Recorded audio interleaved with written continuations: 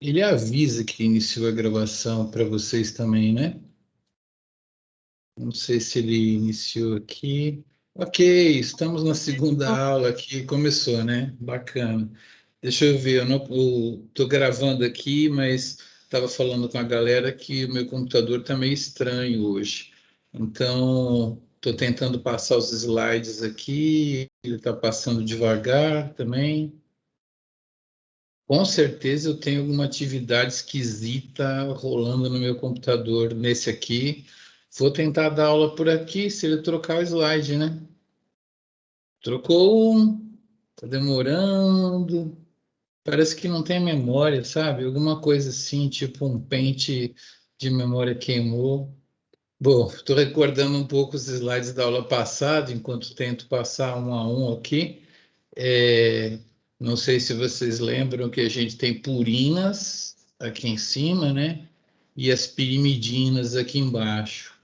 A gente tem bases que tem amina para cima, aqui, né? Pode usar a letra M, ou então uma ketone para cima, pode usar a letra K, né?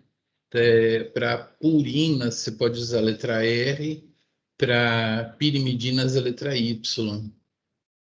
E quando você tem uma conexão de adenina com timina, com duas pontes de hidrogênio, a conexão é mais fraca, a gente usa W de Wick. E quando você tem uma guanina pareada com uma citosina, você pode usar o nome S de Strong, né? Para quando você tem ambiguidade entre as duas bases. Muito bem. Eu tenho que dar um clique antes de terminar de explicar o slide, porque ele não está indo. A gente viu isso, né? Viu isso também. Viu que as pontes de hidrogênio explicam como que é a estrutura do DNA. E hoje a gente vai falar um pouquinho mais sobre a estrutura do DNA. A gente falou sobre o Watson e Crick, né? Que eles descobriram a estrutura quando eles foram mexendo as fórmulas das bases em cima de uma mesa mesmo, né? E assim Ô, professor, veio, desculpa te interromper, mas diga, era para estar mostrando o slide? uai, não tá não? Então, não. É travamento, porque para mim está compartilhado, mas eu acho que ele não está nem chegando até aí. Nossa, hoje nós estamos mal aqui por causa do computador. Eu posso dar uma trocada, né? Mas deixa eu tentar mais uma vez. Ô, professor, você abriu o PowerPoint dentro do Teams mesmo ou você compartilha só a tela por fora? Eu compartilhei só o PowerPoint nesse momento, sabe? Ah, E sim. achei que estava compartilhando direitinho, porque ele ficou vermelhinho aqui para mim. Ah, sim. É porque já deu erro assim comigo, por exemplo, no Aham. trabalho, aí eu compartilhava, abria a bandeja e compartilhava fora. Ah, agora apareceu. É, tá vendo? Agora foi. E agora talvez até ele troque rápido aqui, ó. Eu já dei para trocar aqui, mas ele ainda não trocou. O pior é que eu quero mostrar esse slide mesmo. Vocês estão vendo a estrutura do DNA aqui, né? Sim. E Tá. Bom, eu fiz uma recordação aí, ficou só no som. Então, eu tinha chegado então nessas pontes de hidrogênio, né? Que o Watson e Crick, quando fizeram essa colocação, né? Seria legal ter uma animação, né? Você tentar conectar essa base nessa, essa naquela. Aí chega uma hora que eles giram assim e conseguem formar dois degraus bem parecidinhos, né? Então, aí que eles bolaram mais ou menos como seria a estrutura. Bom, o Crick era o cara que entendia de cristais, de estruturas, né? Na verdade, mais de estruturas, e era o orientador, né? O Watson estava fazendo um pós-doc lá. Era o Crick que era o dono lá do laboratório, do grupo e tal. E ele era muito bom em distâncias e tudo mais. Então, quando eles fizeram a proposição da estrutura, pela própria geometria, ela começava a formar uma hélice mesmo, né? E uma das coisas que o Crick falou assim, Watson, é o seguinte: não cabe as duas riboses as desoxirriboses, né, indo para cima. Uma tem que estar virada para cima, né, que seria essa azul, e outra tem que estar virada para baixo. Então, assim, uma fita do DNA tem que estar numa orientação e outra tem que estar na outra. E aí, se a gente está certo, esses degraus aqui não formam uma escada de bombeiro, né? Formam uma escada no tipo de um caracol. Então, para fechar essa estrutura aqui, tem que ser desse jeito. E como que a gente vai ter alguma evidência, né? Watson e Crick trabalhavam numa universidade, né? Aí, numa outra instituição, numa outra universidade, um professor chegou lá para um outro grupo que fazia cristais e falou assim: olha, vocês deviam conversar com o Watson e Crick porque eles têm uma proposição de estrutura e vocês estão tentando fazer o cristal, né? Então, era um professor lá, com uma pós-doc lá, com uma aluna lá, supervisionado, e era a Rosalind Franklin. E a Rosalind Franklin falou assim: não, eu quero descobrir a estrutura por mim mesma, eu quero ficar famosa por descobrir a estrutura do DNA. E ela tinha esses cristais aqui de DNA que ela difratava com raio-x.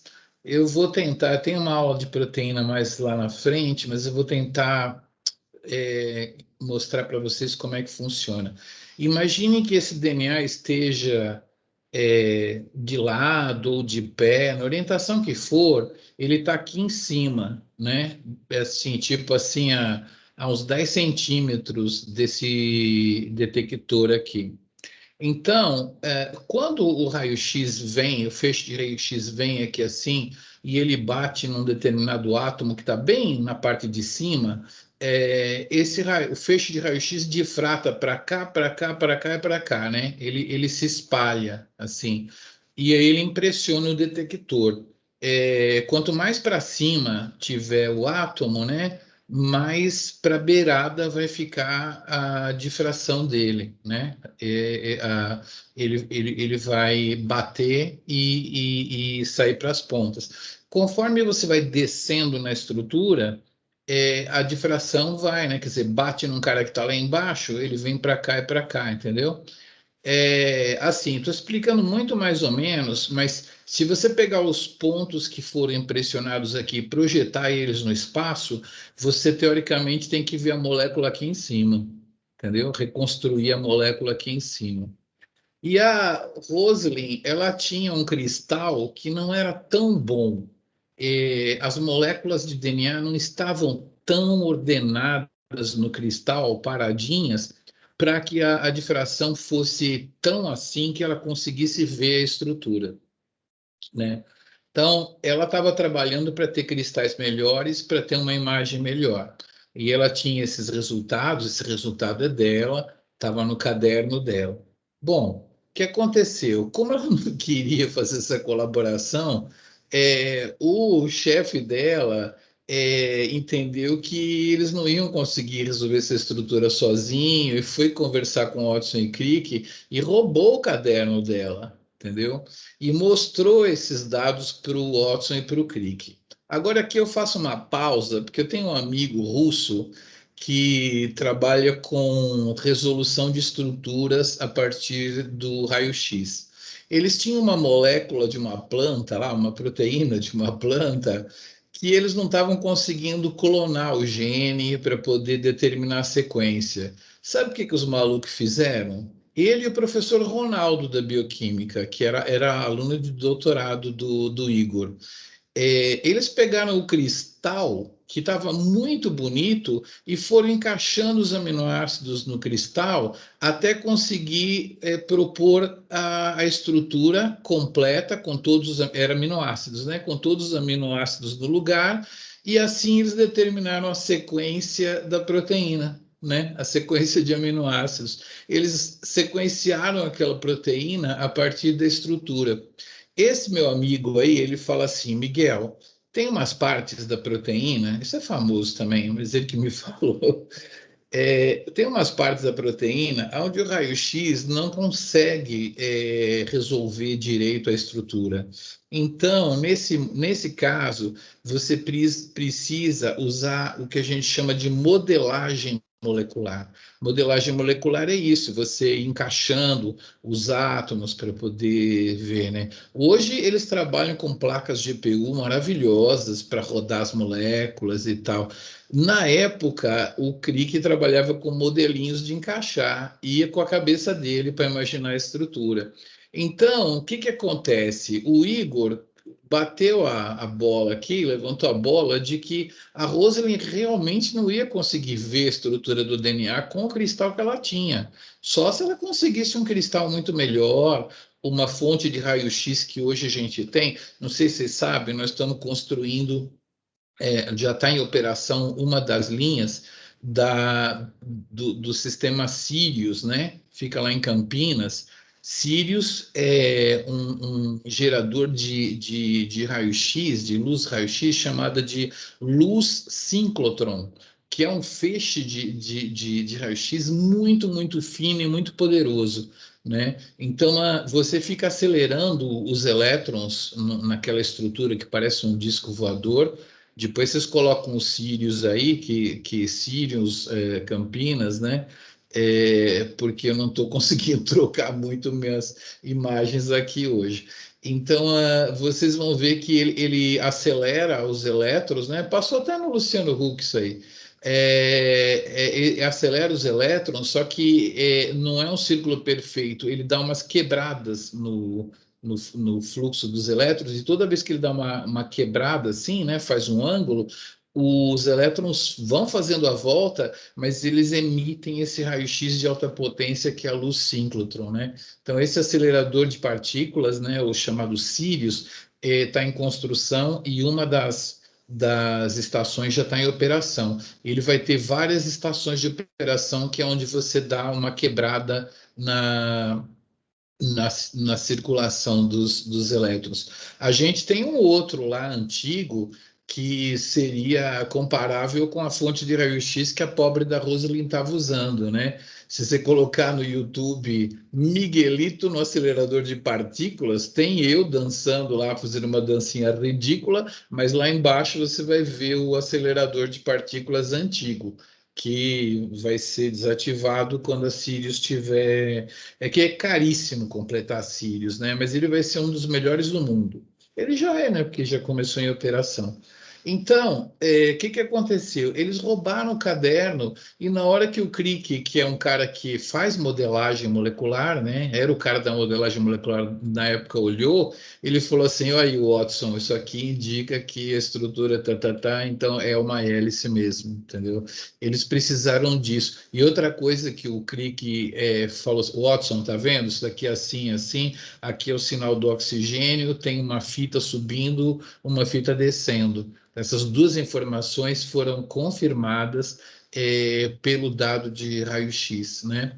A Rosalind ficou com muito desgosto, ela morreu de câncer, eu acho, muito desgostosa e não está no prêmio Nobel, mas o chefe dela está, tá? Então, o prêmio Nobel foi dado para os três e ela teve os dados roubados. Você já tinha ouvido essa história aí da Rosalind Franklin? Tem algum professor que conta?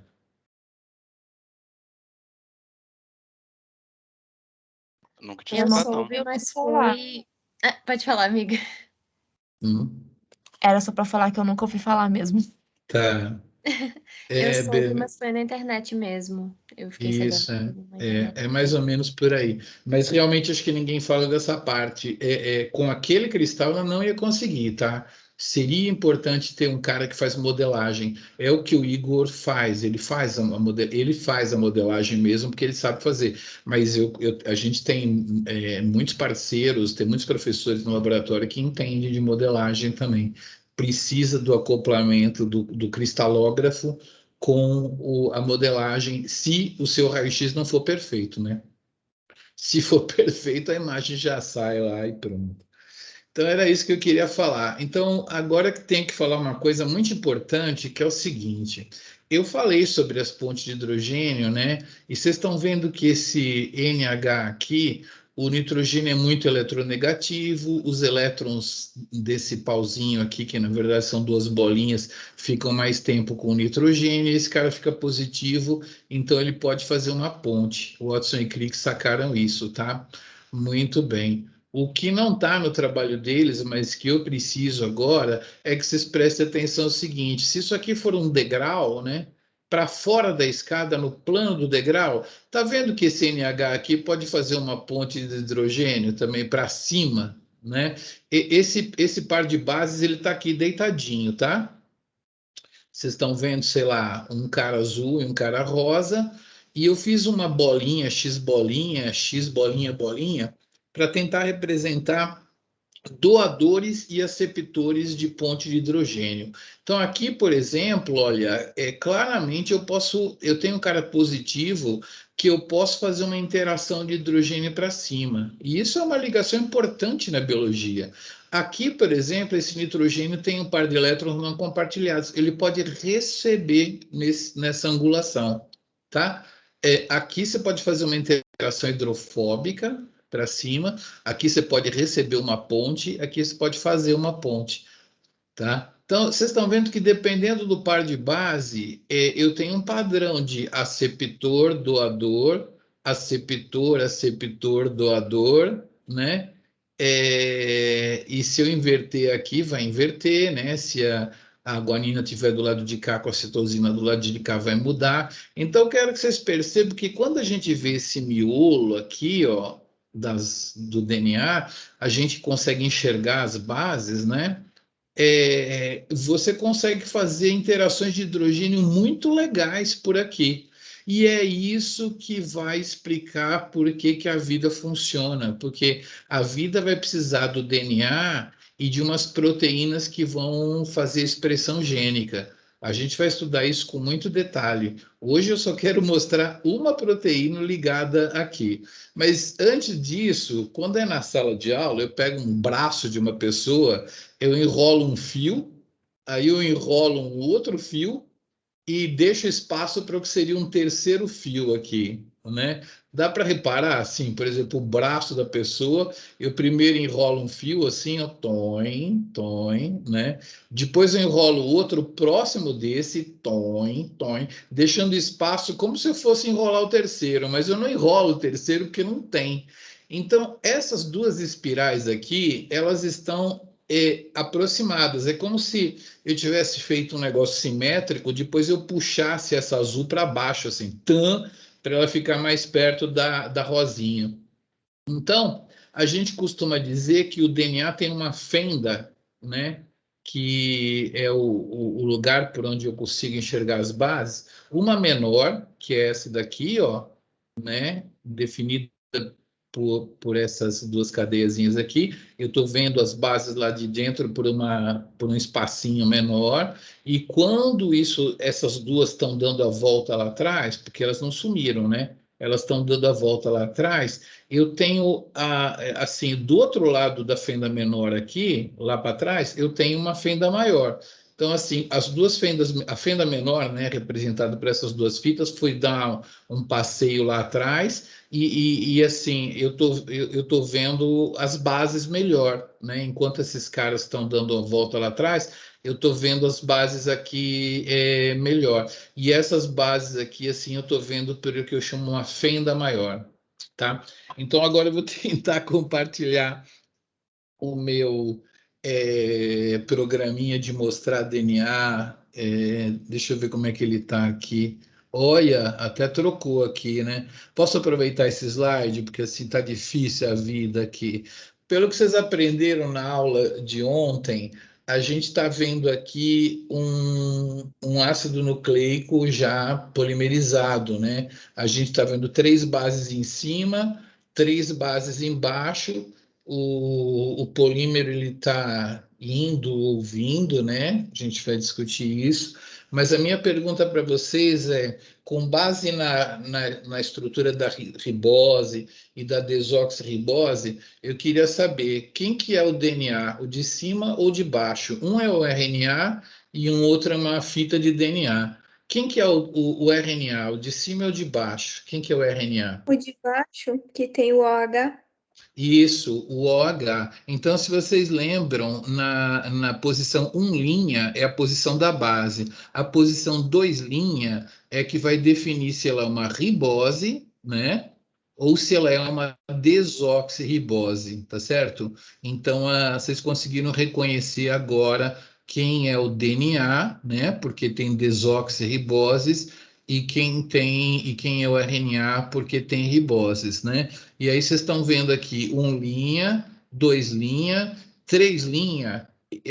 Esse cara aqui tinha um OH, né? Ele ligou no fosfato do outro, né? Ele tinha um OH, saiu uma água quando ligou no fosfato do 5'. Então, 3' OH, 4, esse aqui é o 5', nessa dobra aqui, e no 5' tem o fosfato, né? Então, 5' é fosfato. Muito bem. Então, eu pergunto aqui, esse fosfato aqui, qual que é a desoxirribose dele? A preta ou a vermelha, a magenta? A rosa? Quem que é a desoxirribose desse fosfato aqui? A vermelha ou a preta?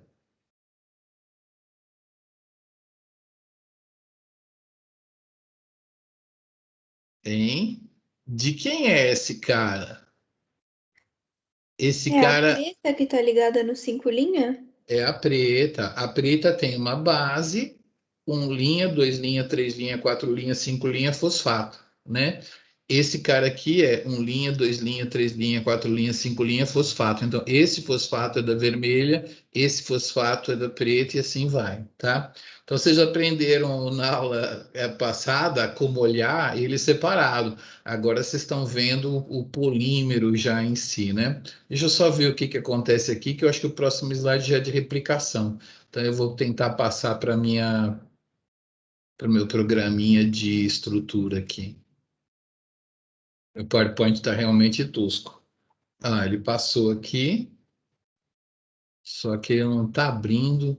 Isso aqui, meu pente de memória foi pro saco, né? Eu acho, porque ele fica usando o disco rígido como memória virtual. É alguma coisa assim. Próxima aula eu já instalo um outro computador. Vamos tentar ir para o Microsoft Teams aqui, vamos ver se a gente consegue compartilhar uma outra tela para eu mostrar um DNA para vocês, que hoje é a nossa aula de estrutura e replicação também. Vamos ver se vai dar tempo. Fala da replicação com esses nossos atrasinhos aqui.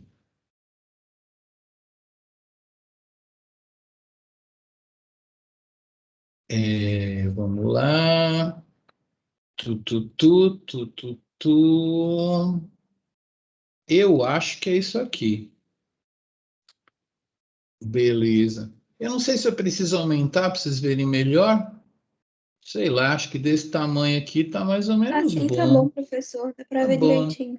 Vocês estão vendo aí, porque ele vai aumentar a total para vocês, né? Assim tá bom. Belezinha, belezinha. Então, esse programa aqui, lá no final do curso, eu vou levar vocês para brincar com esses programas, mas esse programa aqui é um programa de visualização de um cristal. Então, isso aqui é coisa verdadeira, tem os átomos todos e tal. Eu não vou ficar trocando de tela aqui para dar uma seleção. Eu tenho uma outra telinha branca, que é uma telinha de comando, onde eu escrevo umas coisas, tá? Depois eu mostro para vocês. Mas, bom, vamos aqui primeiro mexer nesse display aqui. Caraca, mano. Eu tô com o disco rígido sendo usado como memória, tá tudo. Vou trocar isso aqui para Space Fill, né? Para mostrar para vocês as estruturas atômicas completinhas, tá? Tá barra mesmo. Isso aqui é quando o computador está sem memória. E agora eu vou colorir por cadeia. Deixa eu colorir por cadeia aqui para vocês poderem ver as cadeias separadas. Isso aqui são duas proteínas que estão colorir por cadeia, tá? Então, o DNA é esse cara aqui, vermelho e verde, e eu coloquei a estrutura dele em Space Fill, né? Eu posso colocar ele de um outro jeito também, para vocês verem, mas eu vou dar uma rodada nele. Esse programa permite que eu rode a estrutura no espaço, tá? Então, aqui está o DNA, né?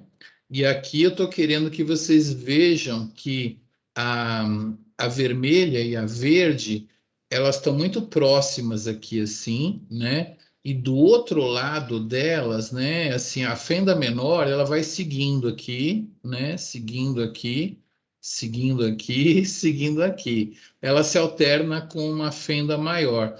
A fenda maior é usada para as proteínas para poder entrar. É como se tivesse uma terceira fita. Imagina você desenha uma fita verde, desenha uma fita vermelha, e aí você vai desenhar uma terceira fita nesse espaço aqui, né?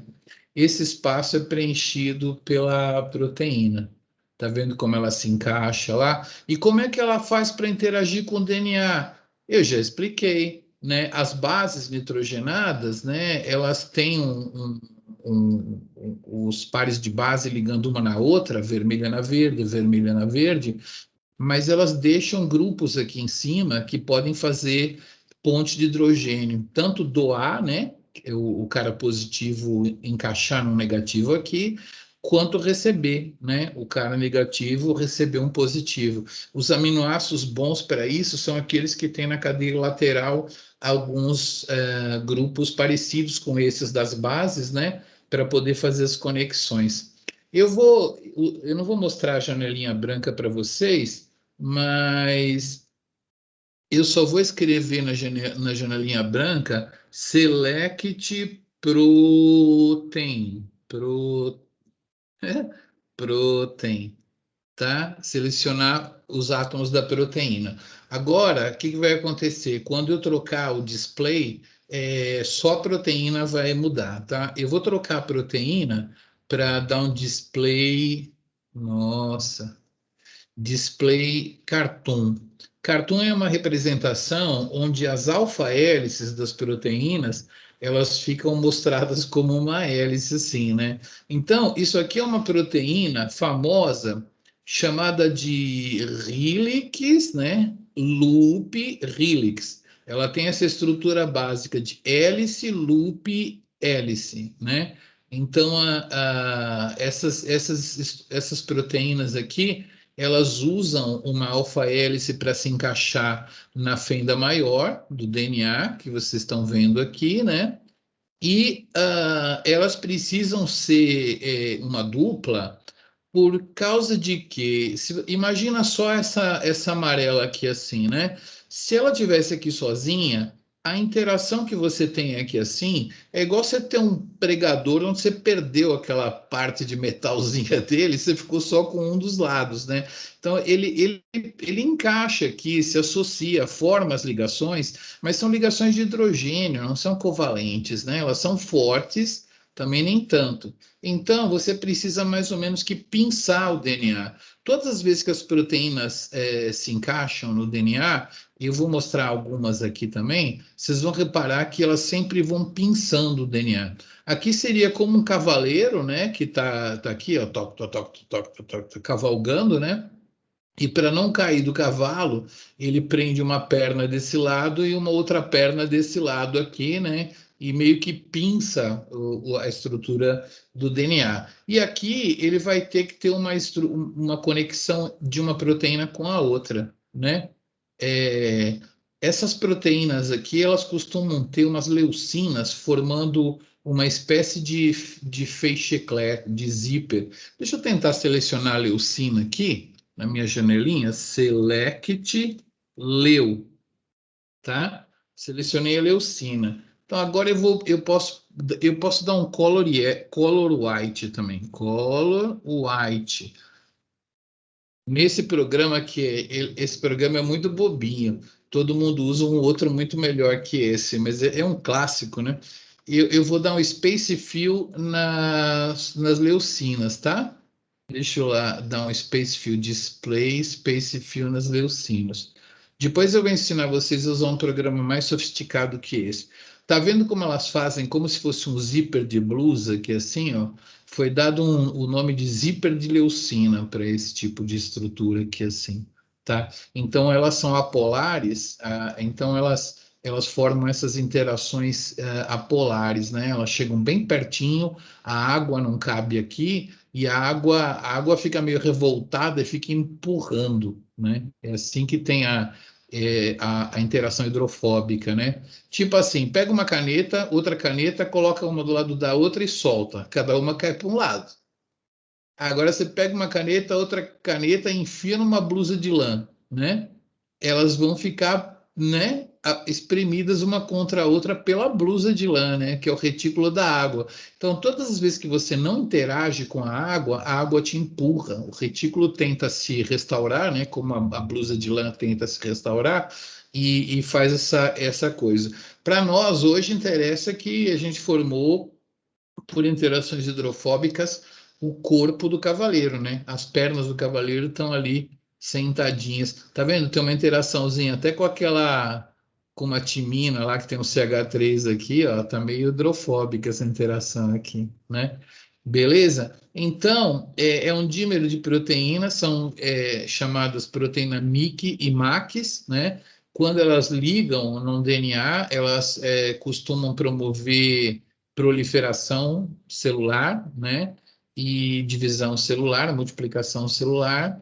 Então, nós vamos ter uma aula onde a gente vai entender o que tem na parte de cima que faz o gene ser ativado. Então, com calma. Hoje nós estamos entendendo como que uma proteína encontra o pedacinho de DNA. É claro que essa ligação aqui dela depende dos aminoácidos que ela tem e depende das pontes de hidrogênio que dá para formar, né? Então, na verdade, eu já comecei mostrando a proteína toda, né? Quando a gente coloca ela em space fill assim, ó, ou então, por exemplo, ball and stick, a gente consegue ver como é que as cadeias laterais estão se aproximando da estrutura. Deixa eu ver se eu consigo dar um zoom aqui. Caraca, mano, não é fácil lembrar dos controles todos. Tá mais ou menos, agora é assim, né? Isso, consegui mostrar aqui, tá vendo? Então é assim que a proteína interage, usando a fenda maior. Vocês estão reparando se é uma fenda menor e uma fenda maior, né? É como se tivesse um parafuso e ele tivesse duas fendas, uma menor e uma maior, e isso dando as voltas, né? Uma coisa que você pode fazer para simular a fenda menor e a fenda maior é arrumar uma mussarela de trancinha, né? Pega uma mussarela de trança e delicadamente você come uma das tranças da mussarela. Ela vai ficar só com duas fitas de mussarela, né? Vai ficar faltando uma. Então, deixa eu ver se eu consigo. Depende muito da luz também. Professora Mônica fez uma blusa para mim que não ficou muito boa, mas aí ela fez um pedacinho para eu mostrar na aula. Isso aqui. Deixa eu ver, eu tenho que ver minha câmera, né? Para isso eu tenho que parar de compartilhar. A aula hoje está densa aqui, meio tensa mesmo. Deixa eu ver aqui. Vocês estão me vendo na câmera, né? Alguém sabe fazer tricô? É difícil o povo saber fazer tricô, né? Esse DNA que eu vou mostrar para vocês, ele é feito com os pontos mais básicos do tricô. Deixa eu ver se... Eu estou com fundo de tela, não é muito bom negócio eu mostrar. Mostrando em mim mesmo. Isso aqui é um DNA, né? Ele some. Esse aqui é um DNAzinho, né? Ele tem duas fitas. Então, é uma blusa que ela é feita no ponto meia, que é o ponto mais básico. Quando você chega no lugar que você vai fazer a fita, você faz em ponto tricô. né? É assim que uma pessoa que faz blusa faz desenho, os mais básicos, né? Um ponto e o inverso dele. É como se a pessoa estivesse tricotando aqui assim, aí de repente ela vai lá para o outro lado das agulhas e tricota ao contrário, né? Então forma esse contraste entre como se fosse 0 e 1, né? Numa figura binária, né? Assim. Então ela fez aqui, eu tinha que mostrar mais de perto, né? Só que com esse fundo não vai ficar legal. Deixa eu tentar tirar aqui. Eu tô num quarto aqui com umas bagunças. Vou ter que tirar um negócio aqui para vocês verem. Vou botar o negócio bem na frente aqui. Pronto, agora sim vocês vão ver a blusa. Então, o que que acontece? A Mônica fez, professora Mônica aqui da genética para vocês, ela fez 3 fitas, só que a terceira fita, em vez de fazer no ponto tricô, ela fez no ponto meia. A fita, a terceira fita, ela se confunde com o fundo da blusa, entendeu? Então, na Professor, verdade, para mim a tem. câmera foi desativada. Oi? Para mim a câmera foi desativada, você não tá aparecendo. Foi sim, agora está aparecendo, é. É porque na hora que eu tirei o fundo, ela desativou. Agora você está vendo? Sim, agora Agora tá estamos dando. vendo. Agora vocês estão vendo, né? Então, o que que acontece? Na verdade, a Mônica desenhou 3 fitas, não só essas duas que vocês estão vendo. Quando ela ia fazer a terceira, ela usava o mesmo ponto do fundo da blusa. Então, você não via. E também, na hora de passar as fitas, você passa com um grampo de cabelo, né? Na verdade, ela passou a fita para o outro lado. A outra fita está aqui, ó. Tá? A outra fita tá deste lado. Então, basicamente, o DNA é isso, né? Você tem uma possível 3 fitas. E no lugar onde você passaria a terceira fita é que as proteínas vão se associar, né? E, e então é assim que o negócio funciona. Agora eu vou ensinar uma coisa meio triste para vocês. O DNA, ele é uma espiral, né? Como vocês viram ali no slide. Deixa eu voltar para o meu slide lá.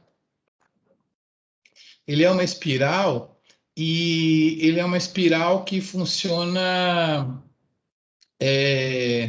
Tem um jeito de espiralizar, né? Eu vou tentar mostrar para vocês já no slide. Vamos ver aqui.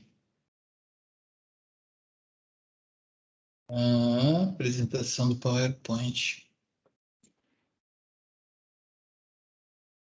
Deixa eu ver como é que a gente está aqui. Muito bem. Deixa eu voltar aqui no DNA. O DNA, ele é uma espiral, mas isso é uma coisa que, assim, quando eu olho o DNA, me dá um nervoso, porque as pessoas fazem o DNA girando do jeito que eles querem, mas quando você anda no DNA, assim, ó, ele gira no sentido que você pode chamar de positivo ou de sentido horário, tá? Então, dá para vocês perceberem que essa fita azul está girando em torno desse eixo aqui, ela está girando assim, horário para a direita, tá? O DNA é assim, a fita de DNA gira sempre para a direita, tá? E se vocês colocarem aí no YouTube Miguelito e o DNA, vocês vão ver uma coisa muito decepcionante. Aliás, duas. Uma é eu dançando com o meu braço esquerdo todo estragado, assim, que doeu quando eu levantei a mão. E a segunda coisa, quer dizer, a dancinha é ridícula, mas a segunda coisa, vocês vão ver uma estrutura de DNA que está lá homenageando a ciência na Estação Ciência, que foi feita pelo Niemeyer no Sergipe, como chama? Não, na Paraíba, né? Qual a capital da Paraíba? João Pessoa. Na parte mais leste do Brasil, em João Pessoa, tem uma colina lá, um morro, aonde fizeram a Estação Ciência. E aí tem uma obra de Niemeyer, e lá dentro da Estação Ciência fizeram um DNA, uma estrutura de DNA. Eles tinham 50% de chance, né? Erraram. O DNA da Estação Ciência gira para a esquerda, ele gira assim, ó, anti-horário, quando você anda.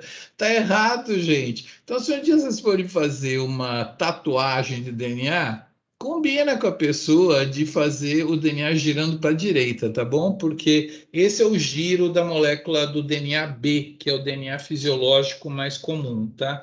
Aí a pessoa vai falar assim, ah, mas isso é um zDNA. zDNA existe em umas regiões da cromatina, aonde você coloca uma força no DNA e você vira ele ao contrário assim, ó, plá, né?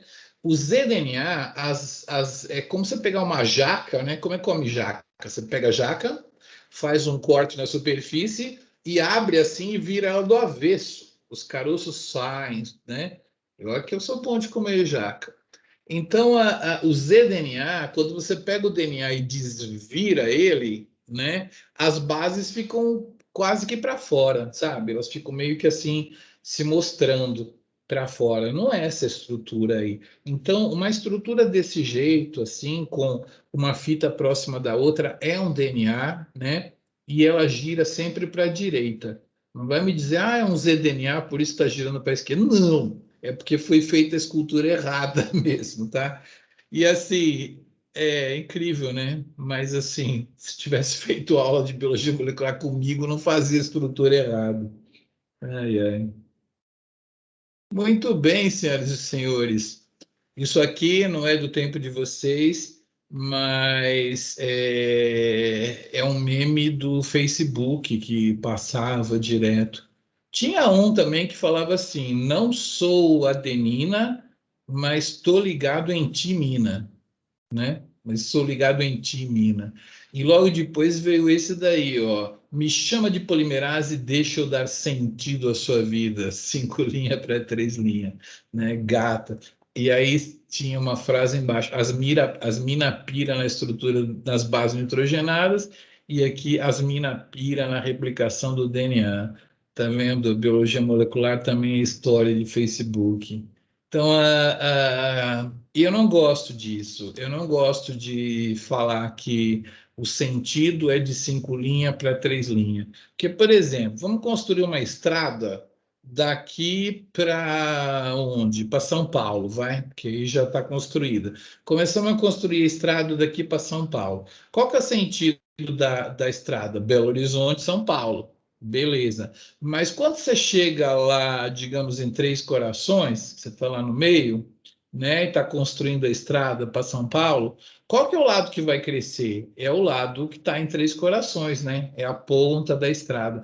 Então eu prefiro que vocês foquem naquele 3 linhas, que é onde tem aquele OH, tá? Eu falei para vocês, o OH é a ponta que cresce do polímero. Claro, se você esticar o polímero na ponta 3 linhas e for encompridando ele, você vai falar assim: ah, o sentido da replicação é de 5 linhas para 3 linhas. Mas isso te leva um pouco longe da química, né? Melhor você pensar: a cabeça do polímero, é assim que se fala na química, é a parte de um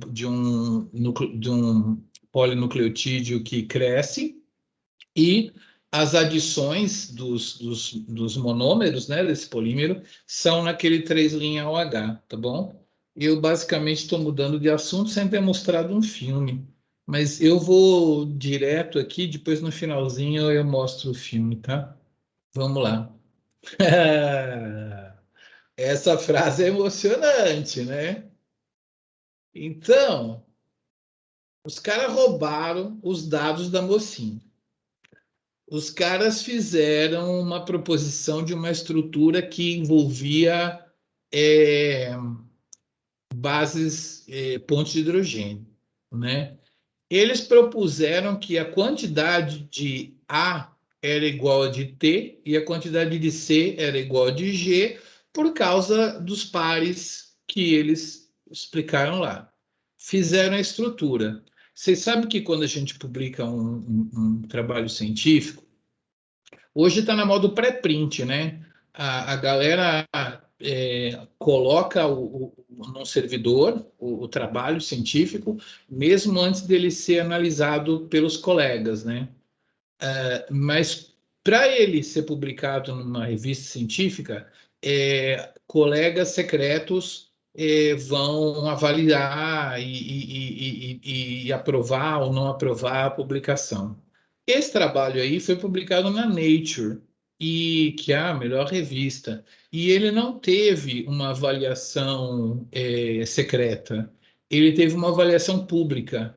Convidaram todos os grandes especialistas em DNA e tal, os cara, na verdade deu umas 50 pessoas na época, o que era pouca gente. Colocaram no auditório, no lugar que eu fui, eu estive nesse auditório de Cold Spring Harbor. É uma praia meio sem graça, no litoral pertinho de Nova York, né? E ela tem uma espécie de fazenda que foi doada para fazer um instituto, que é o Cold Spring Harbor Laboratories. É muito parecido com a Fundação Ezequiel Dias, que era uma fazenda lá que doaram, né? E fizeram laboratórios lá nas casas da fazenda e tal. Então, lá no Cold Spring Harbor Laboratories, fizeram uma reunião com os caras lá, eles apresentaram a estrutura.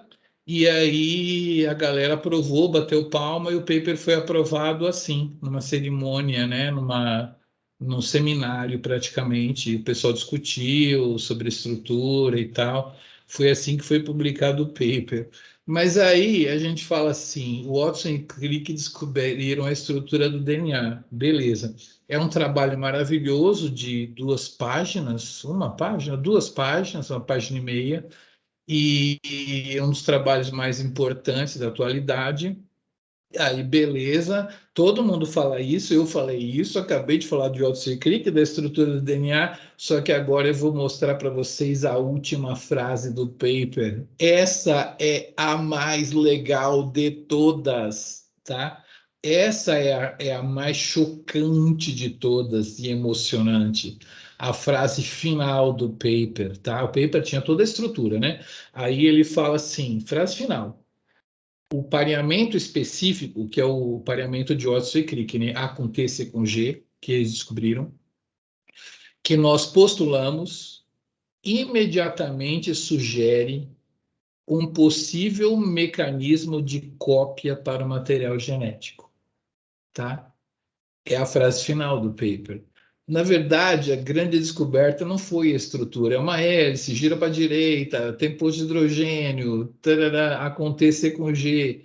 A frase final é o mais chocante desse paper. Você tem aí um mecanismo para explicar por que que o DNA é a molécula da hereditariedade. Porque uma fita faz a outra fita faz a uma.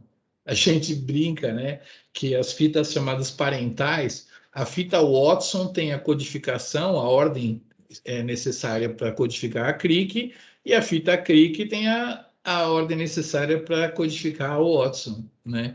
Então, esse mecanismo, possível mecanismo de replicação, eles não provaram nem nada, né? Mas a última frase sugere: e então, como a estrutura é assim, a gente postula que é assim, imediatamente você consegue entender como que o DNA é a molécula da vida, como que o DNA é a molécula que contém a hereditariedade. Não sei se vocês sabem, mas na época tinha gente que achava que a hereditariedade estava nas proteínas, né? Tinha essa briga aí, o Leninger era daquela época e achava isso, né? Então, esse mecanismo de cópia é a parte mais legal.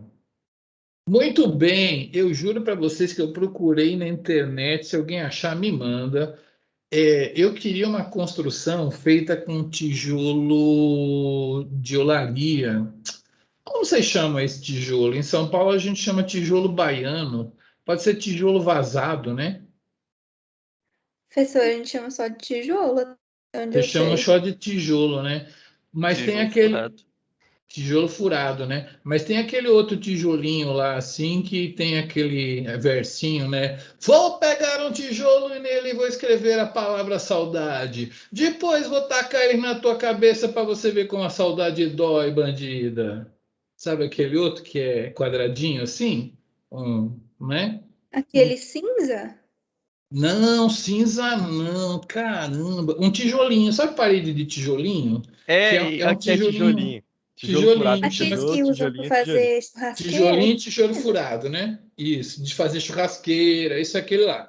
Aquele lá, quando você faz uma parede, é muito legal, porque fica um cara lá em cima, tipo esse cara de camisa vermelha, ele passa uma camada de cimento e lá embaixo tem um cara com uma pilha daqueles tijolinhos. Aí ele pega o tijolinho, cara, e ele joga. É maravilhoso ver esses caras trabalhando. Ele joga o tijolinho. Na hora que ele joga o tijolinho para no ar, do ladinho da parede. E esse cara de vermelho, ele só pega o tijolinho assim, ó.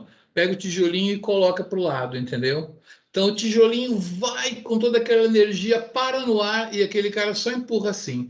Eu sei que eu era pequeno, não tão pequeno, sei lá, você não sei calcular, os 9 anos, sei lá. Eu estava andando com meu pai assim, fiquei olhando, maravilhado, e ele falou: Deixa ele jogar um. Aí eu joguei um, né? Quase que no capricho. Na verdade, ele ficou um pouco, ele chegou lá no ar, parou um pouco longe, mas o cara que estava lá em cima esticou o braço, pegou e pôs na parede. Aí eu falei: Ei! E fui embora antes que eu tacasse um na cabeça dele, né? Então, foi muito legal. Então, eu costumo mostrar esse slide aí, porque isso é uma pergunta que eu faço em prova, não sei se vai estar nas tarefas, eu esqueci, vou revisar. Eu vou revisar essas tarefas e vou colocá-las no ar, talvez amanhã, tá? Nossa primeira tarefa, eu vou ver se já está certinho, essas perguntas já foram respondidas nas aulas, e eu vou publicar a tarefa. Senão eu publico ela na terça-feira, tá? Então, o que que acontece? Quando você vai polimerizar o DNA, igual construir uma parede, a energia está no próprio tijolinho, né? Igual nessa construção, né? O tijolinho foi parar na parede porque alguém jogou ele lá de baixo, né? Ele quase que caiu num cimento, né? Tem um cara lá em cima que só puxa ele assim, tchum, tchum, e é rápido, né? Um cara joga o outro tchum, um cara joga o outro tchum, e aí a parede vai fazendo. Eles estão jogando esse daí, o vazado, mas eu acho que não dá para ele parar no ar e puxar. Com o outro é bem legal. Se um dia achar um filme desses, eu publico aqui, ou se um dia vocês virem, né? Não sei, tem que ser uma construção meio na roça mesmo, onde o pessoal usa o tijolinho, né? Que aí vocês vão ver como é que os caras trabalham. Fica um lá em cima, um embaixo, um vai jogando, outro só encosta assim. Ele para no ar, tal. Então eu costumo dizer que a energia vem do tijolinho. Quem que é o tijolinho? O tijolinho é a base que vai entrar no DNA. Ela nunca entra sozinha. Ela entra como um nucleotídeo, né? Então aqui esse desenho ele mostra uma base que vai entrar. Então, essa fita aqui é a fita que já estava pronta. A gente está fabricando a fita da esquerda e ela está descendo lá do teto para baixo, tá? Ela está vindo aqui assim, né? Aí você tem uma desoxi. Olha, quando é desoxi, você nem é só de você não pôr oxigênio, porque nesse tipo de fórmula você não costuma desenhar os hidrogênios, tá? Então, isso aqui é uma desoxirribose, ó, um linha tem a base, pareamento de Watson e Crick, né? Eu, se fosse desenhista, eu fazia uma base comprida e uma menor, né? E botava duas ligações aqui, ou três, aí eu ia saber que base que é, né? Então, na posição 1' linha tem a base, na 2' linha é uma desoxirribose, na posição 3' linha tem o famoso OH, né? Esse OH não está ligado ainda, calma que vai ligar depois aqui, mas é o 3' linha OH, 4' linha, 5' linha e esquece o fosfato que não vai dar para ver. Então, o que que acontece? Essa base aqui, ela vai ser oferecida para essa fita pelo pareamento de Watson e Crick, né? Roxo com amarelo forma ponte de hidrogênio, tan, tan, tan, tan, tan, formou. Então, como ela fica aqui nesse lugar, você consegue fazer a ligação. Então, assim, o pareamento de Watson e Crick é importantíssimo para que você posicione esses carinhas aqui para você ter essa ligação. Quando você tem a base que vai entrar, ela sempre está trifosfato, tá? Então, assim, é sempre desoxi, por exemplo, se for uma adenina, desoxiadenosina trifosfato, entendeu? Desoxitimidina trifosfato, desoxiguanosina trifosfato. Ela sempre vem com 3 fosfatos. O que me lembra que eu tenho que perguntar para vocês quais são os 3 sobrinhos do tio Patinhas. Alguém sabe? Posso perguntar na prova? Os 3 sobrinhos do tio Patinhas.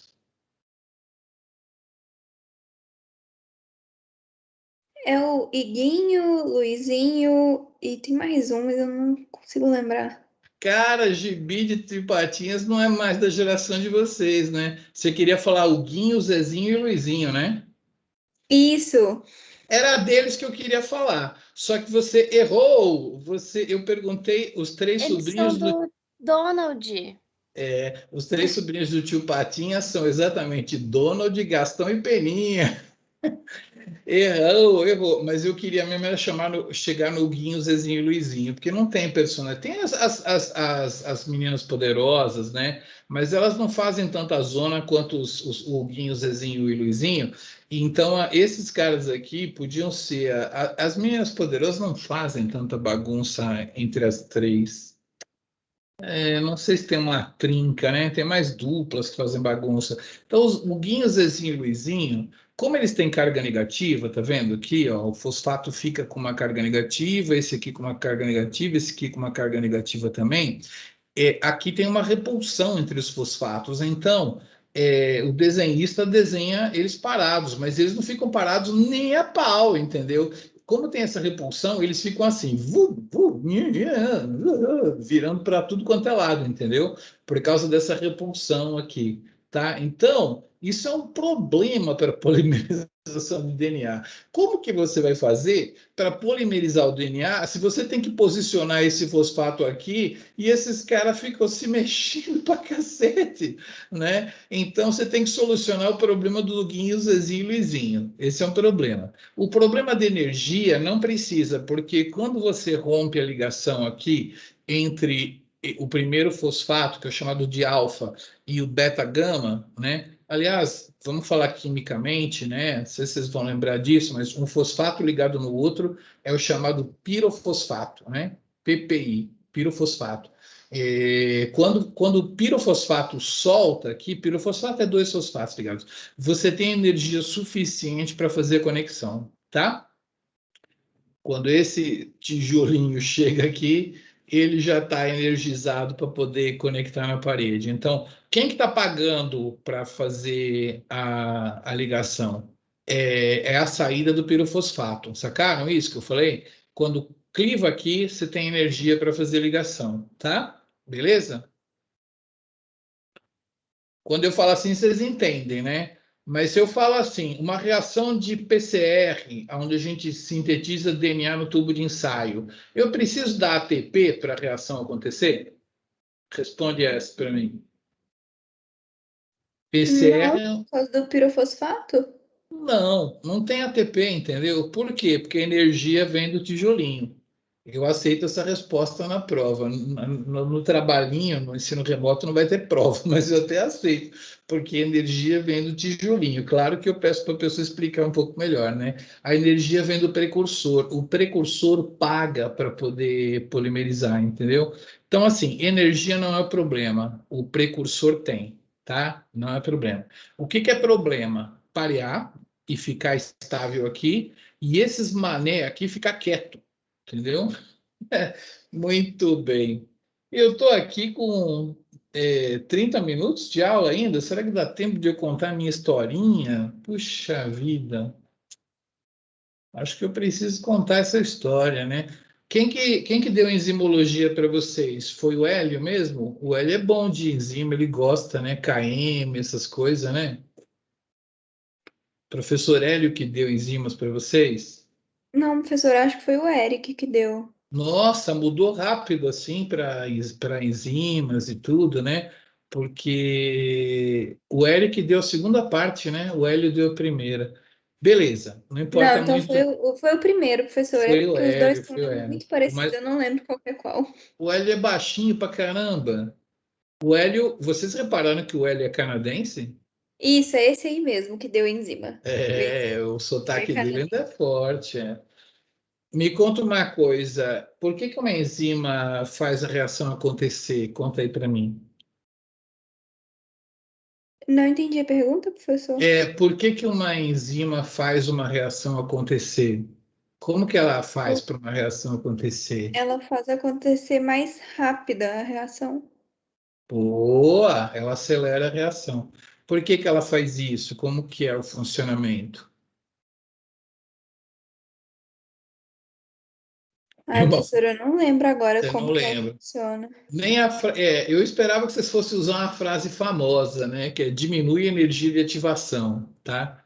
O que, na verdade, é uma resposta boa, mas não é bem o entendimento. Então, eu costumo, nessa parte, dar uma paradinha e contar uma história. Tinha um cara, nossa, eu tô com a câmera compartilhada, né? Devo estar com a câmera pequenininha aqui. Vou ter que fazer a dancinha do caranguejo. Eu não vou fazer ela inteira, né? Vocês vão imaginar. Na presencial, eu faço a dança do caranguejo, que eu não sei se vocês sabem, é uma música muito antiga de Cláudia Leite, né? Muito bem. Então, eu conto uma historinha de que quando um cara entrou na biologia, ele falou assim: Cara, eu apaixonei naquela gatinha e eu queria muito aquela gatinha e tal, só que eu confio muito no poder do meu abraço. Ele falou para o colega dele assim: Se eu conseguir dar um abraço nela, já é, entendeu? O problema seria dar um abraço, como é que ele faz e tal. Aí teve as festas, né? Os calor e tal, não sei o quê. E aí, na festa, o DJ começou por umas músicas, uns rock pesado, né? Umas coisas meio Black Sabbath, umas coisas assim, Led Zeppelin, né? Uns rockão mesmo, né? Aí, assim, eu costumo fazer na presencial isso aí. Qual que é a conformação que você imagina que aquele cara estava no começo dessa festa com essas músicas tocando? Provavelmente vocês vão imaginando aí com um copo na mão, não é? O dedo dentro do bolso da calça jeans, assim, e o pé na parede, né? Tipo assim, 100% de chance do cara estar nessa configuração espacial, né? O dedo dentro da calça, uma mão no bolso, uma cerveja na mão, conversando lá com o amigo, tal, não sei o quê.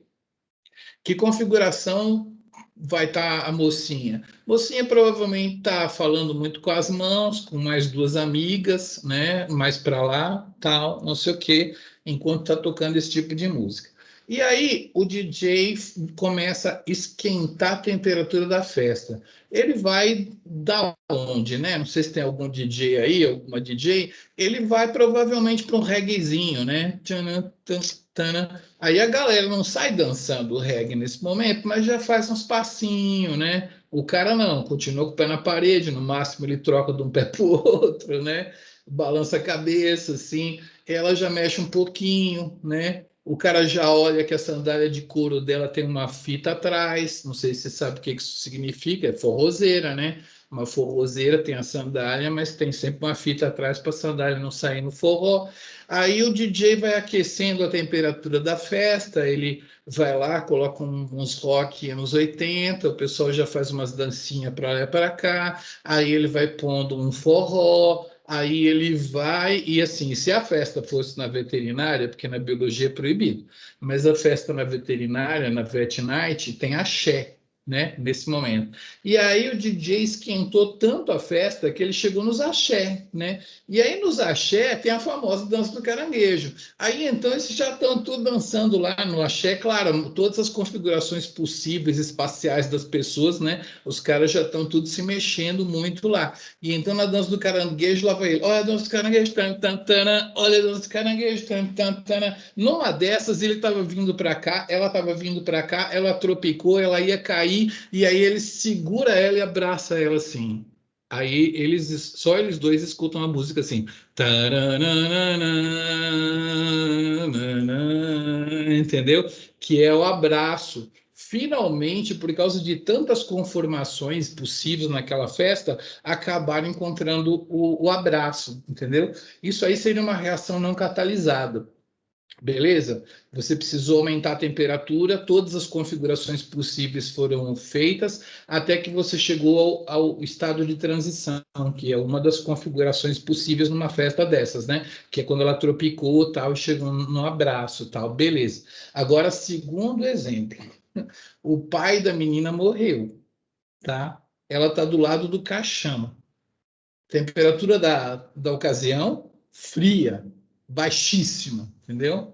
Ninguém se move. Ela do lado do caixão, o pai não se move, obviamente, e o amigo tá lá e tal. E ele fala assim: como que eu vou chegar num abraço sem, né, sem conseguir ter todas as possibilidades de configurações até eu chegar no abraço aqui, né?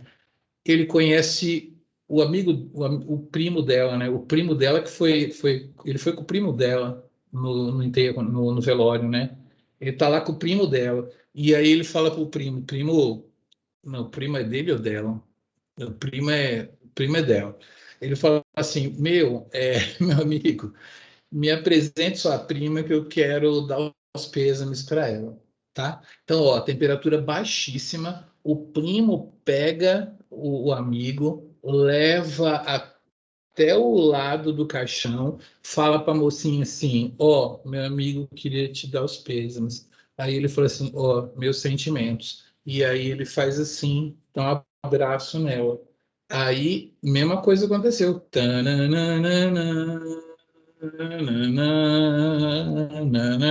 Aconteceu então a reação. Então, quando a gente fala que a enzima dirige a reação e com isso ela diminui a energia de ativação, é que o DJ não precisou tocar tudo quanto é música para chegar na Cláudia Leite, entendeu? Não teve aquele aumento de temperatura todo que faz uma reação não catalisada ocorrer. A enzima posicionou um reagente de frente para o outro, de tal maneira que houve a reação, entendeu? Então, é por isso que a gente fala, a enzima funciona como? Ela diminui a energia de ativação. Não teve muita energia para você, né, fazer a conformação do estado de transição ocorrer. Eu tenho que falar isso para vocês entenderem que a DNA polimerase é uma enzima enorme e ela vai fazer isso acontecer porque ela vai posicionar um cara na frente do outro, entendeu? Ela vai posicionar o nucleotídeo na frente do outro e vai posicionar aquele fosfato alfa pertinho do 3'OH. Eu tenho aqui no meu slide, nossa senhora, tá difícil minha vida aqui. Eu tenho aqui no meu slide uma representação que eu não vou tentar mostrar para você todos os átomos, mas a gente tem aqui um, um nucleotídeo, né? A gente tem aqui uma purina, né? Dois anéis assim, ó, tá vendo? Vocês estão vendo meu mouse já, né? Dois anéis aqui, tá? A posição, o oxigênio, 1 linha, 2 linha, 3 linha, 4 linha, 5 linha, e aqui vocês têm um fosfato, dois fosfatos, aliás, desculpa, um fosfato aqui, o alfa, o beta e o gama, tá? Então, aquele Zezinho, o Guinho, Zezinho e Luizinho que ficavam zoando, tem um magnésio aqui que faz eles ficarem quietos, tá? Esse magnésio aqui ele está conectado no aspartato da polimerase. A polimerase tem os magnésios, tá? Então, um magnésio cuida do pirofosfato ficar paradinho e o outro magnésio, ele interage tanto com o 3'OH quanto com o fosfato, tá? Então, ele fala assim, OH, vem aqui, né? Aí ele pega o outro H do fosfato e fala assim: vem aqui. Na hora que ele está ligado aqui, esses dois caras começam a prestar atenção um no outro. Aí chega uma hora que ele sai fora e o oxigênio liga no fosfato aqui, entendeu? Então é assim que ocorre. Então, um magnésio faz a catálise e o outro cuida do pirofosfato para eles ficarem quietos aqui, entendeu? Então, se vocês um dia forem alunos da professora Santuza e ela fizer um exercício para falar assim, explique a replicação do DNA e todos os reagentes necessários, né? Explique o PCR e todos os reagentes necessários. Aí você coloca lá DNA molde, primer, polimerase, nucleotídeos, tal, não sei o quê, e esquece o magnésio. Aí ela vai dar 0 na sua questão. Aí você vai falar, professora, você não podia considerar? Eu falei tudo menos magnésio. Aí ela vai falar para você, sem o magnésio a reação acontece? Aí você vai falar assim, não, professora, então 0. É caso real, isso ela faz assim mesmo, dando a importância para o magnésio. Assim, vocês aprendem a dar importância para o magnésio. Eu não dou tanta importância, né? Eu dou nota parcial, no caso, se você esquecer o magnésio, mas o magnésio é importantíssimo, porque ele é um cofator da enzima e ele que faz a coisa acontecer. Mas vocês estão ligados de que eu preciso de uma estrutura monumental aqui para conseguir posicionar esses caras, né? Por isso que a enzima é uma proteína grande e eu tenho uma enzima desenhada aqui. Eu vou mostrar esse slide aqui, eu ainda tenho tempo, eu quero mostrar o filme da polimerase funcionando. Deixa eu só ver aqui como é que o negócio fica. Eu vou parar mais ou menos aqui. Então, é o seguinte, quando você tem um pareamento correto de Watson e Crick, que é aquela primeira parte que eu vou mostrar para vocês no filme, que é esse pareamento aqui, ó, né? Na hora que você pareia A com T ou C com G, a enzima, ela é danadinha. Ela vem aqui e faz uma ponte de hidrogênio aqui assim para saber se ficou certo. Ela liga com A, liga com T e fala assim: ah, vocês estão beleza, hein? Vocês chiparam, né? Chipou a detina. Não sei chipar base, né? Vou treinar na próxima turma e eu vou chipar as bases adenina com timina, né? Time, não vai dar. Não dá. Sei lá, guanina com citosina, guanocitosina, não dá. Mas então a adenina polimerase ela chipa as bases, ela confere. Eu vou tentar mostrar para vocês essas bases aqui, ó. Vou mostrar para vocês ali, ó. Calma, calma, calma, não chacoalhe a cabeça aqui, tá? Aqui você tem uma base assim. Isso aqui com certeza é uma timina, porque tem um CH3 aqui, ó, né? A base vai por aqui assim, tem aquele CH3, mas você nem precisava pensar, porque é um anel só formando duas interações de hidrogênio. Óbvio que isso é uma timina e o outro cara é uma adenina, tá bom? Então, assim, aqui ele está falando qual que é o cara que está entrando, deixa eu ver, adenina. Né, ele está falando que essa base está entrando, tá? Então, essa base aqui pareou, tem a ribose aqui, 3 fosfatos, então ela foi oferecida para polimerização. A danadinha da enzima, ela olha, ela faz uma interação aqui, lateral, né? Tá vendo aqui é o degrau das bases, ela faz uma interação lateral aqui, uma interação lateral aqui, e ela fala assim: ah, deu legal, hein? Vocês realmente são uns caras legais, hein? E aí ela conferiu aqui que o par está correto. Uma verificação lateral que a enzima faz, né? Esses aminoácidos estão soltos no ar, mas eles estão na proteína. Eles fazem uma verificação aqui para saber se o encaixe foi correto. No filme é muito mais legal, né? Mas assim, o desenhista do Strayer fez até um grande esforço. A outra coisa que acontece, que eu vou mostrar no filme, vocês vão entender melhor, é que a DNA polimerase é uma espécie de mão e ela tem um dedão aqui, aonde o nucleotídeo ele não vem assim nadando e é oferecido aqui. O nucleotídeo ele é pego por esse dedão e o dedão encosta ele aqui, né? Então, assim, esse nucleotídeo, vocês vão ver no filme, que ele é colocado aqui. Se ele formar a interação de hidrogênio legal aqui, o dedão deixa ele. Senão, o dedão levanta e esse cara sai fora, tá? Então, assim, a mudança conformacional da enzima e essa verificação lateral são coisas que a DNA polimerase tem e que aumentam a fidelidade dela. Ela é boa pra caramba para acertar, porque ela tem esses mecanismos aí, entendeu? Só que ainda tem mais um mecanismo. Você sabe que a danadinha, se ela polimerizar o cara mesmo, se ela fizer a conexão do nucleotídeo aqui, ó, e o pareamento não ficar legal, cara, a enzima faz um movimento assim, ó, e ela arranca a base errada, bicho. É isso aqui, ó. Então, assim, eu falei de dois mecanismos de conferência para poder ter certeza que vai entrar o cara certo. Entrou e o cara tá errado. A danadinha, agora o desenhista do Stray é um danadão, né? Porque assim, ó, isso aqui, por favor, é uma mão, a palma da mão, os dedos e o polegar, tá? E aqui seu pulso, o seu reloginho aqui, tá bom? Então isso aqui é uma mão com o dedão aqui assim. O DNA é polimerizado na palma da mão aqui, ó, tá? Aí ele colocou uma base errada verde, né? É um desenho esquemático, eu vou mostrar no filme, vai ficar melhor. Ele botou uma base errada verde, né? Não ficou bom o pareamento, a enzima percebe isso, né? E aí ela movimenta essa fita para esse lugar aqui, ó, no pulso, tá? Movimenta isso daqui. Nossa, o desenho é muito ruim, o filme é muito melhor. Ela traz essa base para cá e aqui tem uma atividade exonucleolítica 3 linha, 5 linha.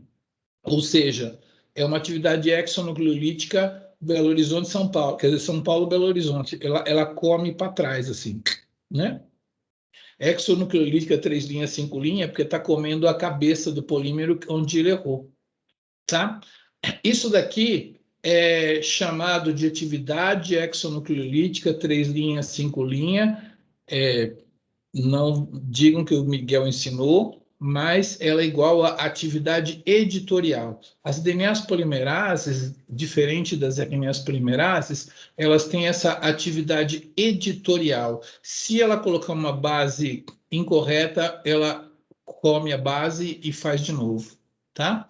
Então, são esses mecanismos aqui que fazem a DNA polimerase ser tão perfeita. Verificação lateral e o trabalho que a mudança conformacional da proteína faz, e se mesmo assim ficar incorreto, existe uma atividade editorial, tá? Então a gente falou muito da DNA polimerase hoje, falou da energia. Por favor, lembrem que o nucleotídeo que vai entrar, ele é sempre trifosfato, né? Desoxiadenosina trifosfato, DATP, DCTP, DGTP, DTTP,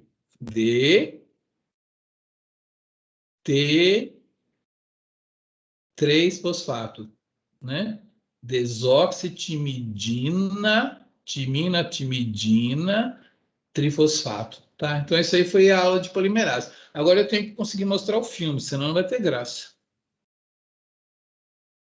Deixa eu ver. A gente vai descompartilhando aqui, né? Sei lá se eu fecho esse cara aqui. Eu vou fechar meu slide aqui, vou arriscar fechar meu slide. Vamos ver se meu filme vai abrir ou não vai. Qualquer coisa eu mando o filme para vocês, né? O filme está aí, cai quem quer. Deixa eu ver aqui. Então, a gente vai compartilhar. Vou ligar o som. Compartilhar o filme. Vocês estão vendo meu filme, cara? Vou ligar o som aqui, hein? Estamos. Nucleotide sequence of the template strand, colored gray, to select each new nucleotide to be added to the 3' end of a growing strand, colored yellow. Oh, muito bem. Então, ele está falando assim que a fita do DNA que vai crescer está em yellow, né? A fita grey, cinza, né? É a fita que vai ser replicada. Não vai dar muito para ver quem que é amarela, quem que é a grey aqui, mas vocês vão ver bem legal quando o nucleotídeo começa a chegar. Então, vamos lá. The different domains of DNA polymerase are colored differently. Before a nucleotide Ela acabou de falar que os pedaços funcionais da DNA polimerase estão coloridos diferentemente. Eu esqueci se é o azul que é o dedão. Vamos ver já Can já. be incorporated into DNA at the 3' end of the growing strand. The blue finger domain of the polymerase Pronto. O dedão é tá em azul, tá? Ele vai se mexer. Então, eu quero que vocês reparem, o primeiro passo da polimerase é que ela precisa ter uma alteração conformacional para ela levar o nucleotídeo para fazer o pareamento de Watson e Crick. Ele não vem nadando, é ela que leva, tá? Olha lá.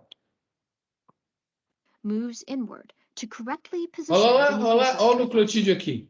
Não, ela colocou. Ela vai colocar uns 3 ou 4 e aí a gente vai ver melhor, tá? Mas o primeiro aqui, ó, eu consigo mover aqui, ó. Tá vendo? Ela vai ali, o dedão mexe e polimeriza, né? Vou voltar mais para trás, que o dedão mexe, ele leva o nucleotídeo para a posição e polimeriza. O amarelo está crescendo. Deixa eu ver se ele vai colocar um vermelho, cresceu, tá vendo? Ah, o mais legal é quando ela for dar o zoom. Which nucleotide? Aqui é só para mostrar que ela está fazendo esse movimento aí. In Agora this que é view, legal. the details of nucleotide selection at the active site are shown, with the incoming nucleoside triphosphate and the Pronto. O incoming nucleotide, quer dizer, o cara que está chegando, ele está em verde, tá? Então você vai ver uma base, você não vai ver muito a ribose porque ela está de lado, parece um triângulo de lado, e aí você vai ver os fosfatos. Então, aqueles fosfatos, o Guinho, o Zezinho e o Luizinho, eles estariam se mexendo, não fosse esse magnésio aqui que está coordenando eles, né? Para eles ficarem parados. Então, o primeiro magnésio já está aqui fazendo a interação com os alfa-beta e gama. template nucleotide in light blue. The growing strand is green, and the template strand Opa, a fita onde esse cara vai... Esse cara aqui, ele vai ser contínuo da verdinha. A verdinha vai crescer, usando uma vermelha como base, né? Daqui a pouco vai ficar bem claro. When the finger domain moves inward, the nucleoside Ah, não sei por que o desenhista primeiro fez o finger domain de azul, agora ele faz ele de laranja. O finger domain, ele vai aproximar esse azulzinho, porque ele quer juntar esse azulzinho aqui nesse verde, tá?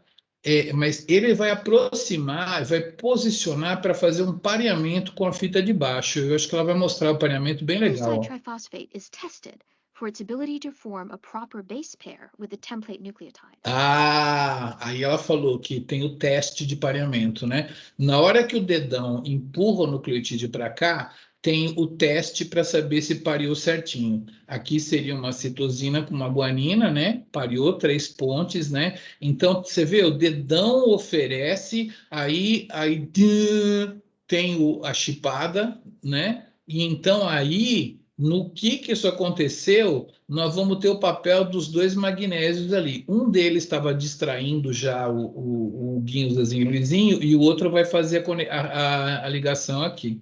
Vamos ver como é que ela vai desenhar isso. When a base pair forms, the active site residues catalyze the covalent addition. Ó, você viu lá? O magnésio fez essa ligação e o outro magnésio está com o pirofosfato indo embora, né? Vamos mostrar de novo, ó. Caraca, mano, agora, ó. Ó, tá vendo aquele... A ligação é aqui, ó. O primeiro fosfato, né, que é esse cara aqui, ligado na ribose, o alfa, ele vai ligar do outro lado, ó, por ação daquele magnésio ali, ó, aquele magnésio que acabou de sumir, tá? Beleza? Então, assim, a gente coloca a base, se ela ficou boa, a ligação lá em cima acontece, entendeu? Primeiro checa e depois... A new nucleotide onto the 3' hydroxyl group on the growing strand. Olha lá. And the entire process repeats at speeds up to 500 nucleotides per second. Olha lá. On rare occasions, Beleza. approximately once every 10,000 nucleotide additions, the polymerase makes an error and incorporates a Polimerase vai nucleotide fazer um that does erro, not né? form a proper Ela base pair vai fazer um onto erro. the end of the Importante growing vocês strand. verem como que ela se mexe. Ela When this reconhece o occurs, erro, the polymerase ela changes conformation troca and transfers the end of the growing e strand aí to ela the vai second cortar a active base site on the naquele domínio polymerase, vermelho. where Ó. the erroneous added nucleotide is removed. Cortou, vocês viram ele indo embora lá, né? Foi meio rápido esse daqui. Essa base vermelha Where aqui the está erroneous errada, added né? to a Então, second active site on the polymerase. eu Where the quero erroneous mostrar added movimento, pô. Aqui. ele está polimerizando aqui, né? the growing Aí strand. viu que não When this ficou occurs, the bom, polymerase changes conformation ela muda a and transfers configuração, the end of the transfere o growing DNA strand para to a lá com as second duas active site fitas on the desenhistas do polymerase, Styler. where the erroneous added E aí nucleotide ela was tira o removed. DNA e ela The continua polymerase then a flips polimerar, tá back to vendo? its original Polimerizar. conformation, allowing polymerization to continue. As a result, such a self-correcting DNA polymerase will make a mistake Olha lá. only about once every 10 to the 7th to 10 to the 8th nucleotide pairs. Ela falou aí que ele erra 1 a cada 10 a 7 vezes. 10 a 7, não sei se vocês estão acostumados a falar 10 a 7. 10 a 7 é 10 milhões. 10 a 6 é 1 milhão. 10 a 7 é 10 milhões. Então, a polimerase erra uma vez a cada 10 milhões de vezes. Ela deixa o erro passar, né? Por quê? Porque ela tem aquela checagem e tem a atividade editorial, tá bom? Muito bem. Ainda tenho mais alguns minutinhos. Alguém tem alguma dúvida? É muito mais legal ver o filme, não é? Do que ver o slide? O que vocês me contam? Eu não tenho muito tempo para mudar de assunto, então eu vou dar uma paradinha por aqui. Vou dar uma revisada nesse meu computador aqui, não sei nem como, porque eu acho que é um teste de memória que eu estou precisando. Então, deixa eu ver aqui mais. Eu até fechei meu slide. Olhando aqui no relógio, tem mais 3 minutinhos, né? Então, eu já contei todas as historinhas de DNA de hoje. Aí eu vou contar para vocês que eu trabalhei no meu pós-doutorado num laboratório de replicação de DNA. E a gente estava tentando estudar o local aonde as origens de replicação acontecem. E então eu cheguei a viver um momento onde na ciência o pessoal conseguiu entender como é que funcionava. E é uma coisa um pouco engraçada, porque se você pega, por exemplo, uma bactéria, a bactéria no cromossomo dela, ela tem um lugar onde a replicação começa, tá? Se você pegar uma levedura, a levedura já é um irmãozinho nosso, né, na árvore da vida. Os fungos vão para lá e os animais vão para cá, né? Então, nas leveduras, a gente conhece uma sequência também, que é aonde a replicação começa, tá? Aonde a replicação começa, a gente chama de origem de replicação. E eu vou falar na próxima aula. E naquela época que eu estava fazendo o pós-doutorado, isso era 92, por aí, 91, 92, a gente estava observando uma coisa que na célula de mamífero, a replicação ela não é numa sequência, ela é num lugar do cromossomo. Não pode ser num gene, não pode ser no outro gene, tem que ser no meio entre dois genes e tem alguma coisa na estrutura da cromatina que vai posicionar a origem de replicação ali. Na verdade, a origem de replicação não é definida pelo DNA, mas por um complexo de proteínas que tem o nome gozado, né, que é ORCs, né? Me lembra das duas torres, os ORCs. É um complexo de ORCs que fica lá naquele lugar e vai ser acionada ali a replicação, tá? Então, não é uma sequência de DNA, é uma estrutura da cromatina entre dois genes e essas ORCs se posicionam lá. Essas ORCs, na hora que o DNA tem que replicar, elas são fosforiladas, elas abrem as fitas, elas iniciam a replicação e elas vão para o citoplasma, tá? Aí a replicação continua.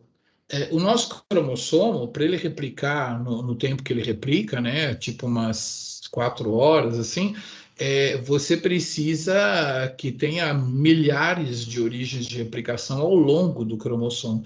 Então, essas ORCs se posicionam aqui, ali, ali, ali, ali, ali, ali. Chega uma hora que a célula dispara a fosforilação delas e elas começam a replicar o DNA, tá? Então, eu já antecipei o conceito para a nossa próxima aula de que a gente precisa de uma origem de replicação para replicar. No caso de uma bactéria, é uma sequência de DNA onde uma proteína gruda, DNA. No caso das leveduras, é uma sequência de DNA onde umas proteínas ligam. E no nosso caso, é uma estrutura da cromatina aonde esse complexo de ORCs e MCMs se organizam para iniciar a replicação. Então, eu vou falar um pouquinho disso e eu vou falar um pouquinho de como que a replicação prossegue para um lado, para o outro, tal, na próxima aula, tá bom? Então, deixa eu parar aqui em nossa gravação dessa nossa aula acidentada. Geralmente, eu parando a gravação,